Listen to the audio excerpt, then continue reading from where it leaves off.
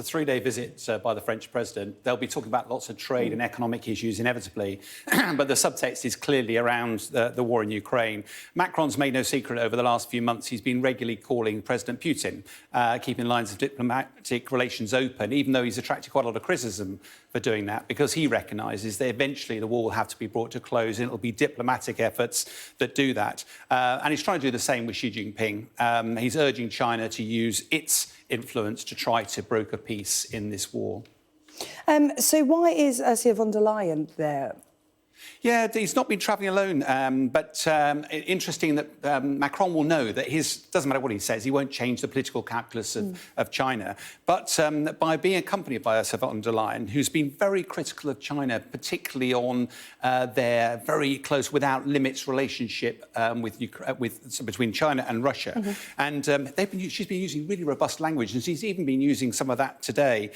She's reminded, though, China of its obligations as a permanent member of the UN Security Council, which is all about peace and security. But it's also evident from China's language that actually they are trying desperately not to take sides in this conflict. They're not for the war. They keep reiterating not providing weapons. They clearly want to keep themselves a degree of neutrality in this war. Yeah, a degree of neutrality. But from your understanding, Xi Jinping and China, what is their standpoint with Ukraine? Because they're playing friends to Ukraine as well as Russia, like you said, trying to tread that line of neutrality. So how does all of what we're seeing unfold behind us tie in with what's happening in Ukraine? Yeah, it's a complex map, and we'll try and weave that together. But Zelensky's been visiting Poland, and one of the things that came out during that Polish visit was the first time that one of his advisors said that if Ukraine's spring offensive is effective, then Ukraine will be willing to talk to Russia about Crimea. Now, it's the first time. Previously, President Zelensky's been really firm. We're not going to have any talks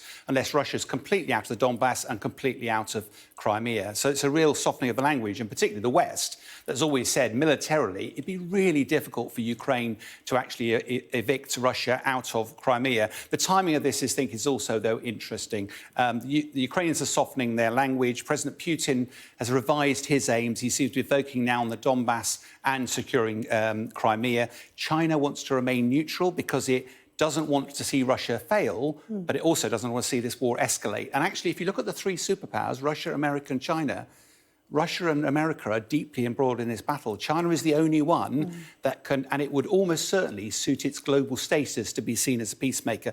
Very early days, planets have got to align a long way, but we are starting to see the faint first movements of the potential for talks maybe later on this year.